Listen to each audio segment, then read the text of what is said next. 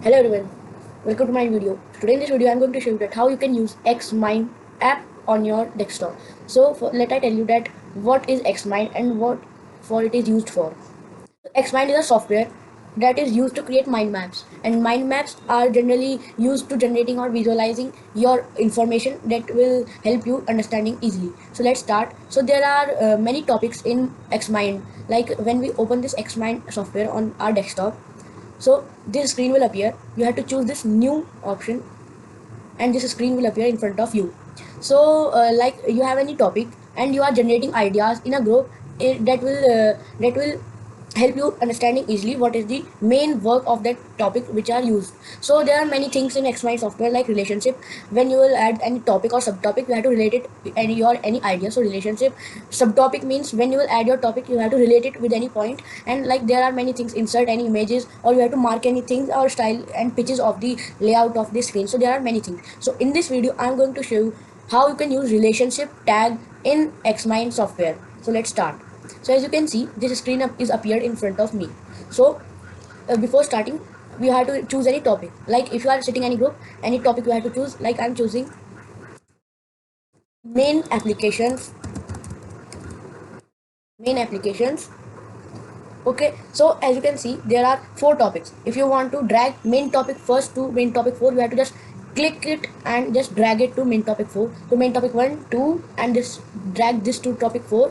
Main topic 1, topic 2, topic 3, and topic 4. And this the center one is the main topic of your any information. So let's start. So our main topic is main applications. So there, as you know, there are 4 applications in our computer. So like first application, we just choose standalone applications. We can take standalone applications.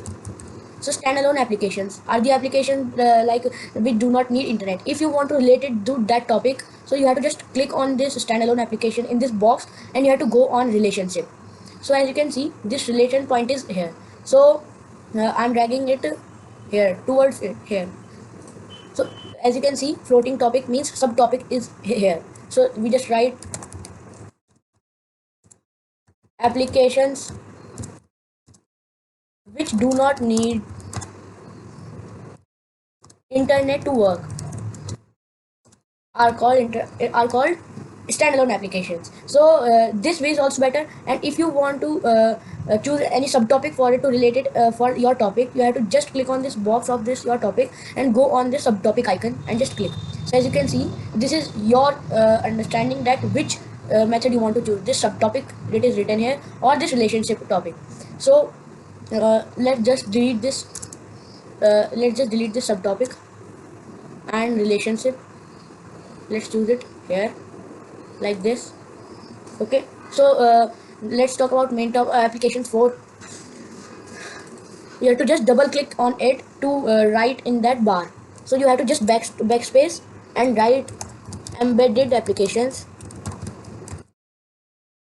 I'm giving you I'm giving you examples of applications. You don't have to choose these applications, or you can choose any topic to work on this. This can be used on your business ideas and your school works, like projects you have.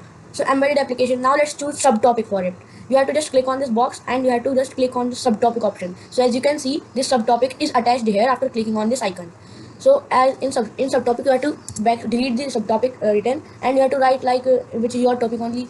Embedded applications mean applications which have stored computer device in it, like this device in it. So as you can see, I have added a subtopic, which means it is relating to your topic which is attached behind it. So like embedded applications are the applications which have stored computer device in it.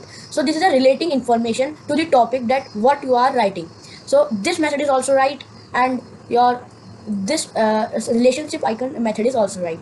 So like this, you can use relationship and subtopic icons, or you can say helping icons in xmind app. In next episode of this series, I will show you that how you can insert anything, and it has styles and layout of the screens. So this is enough for today's video. don't forget to like and subscribe this channel.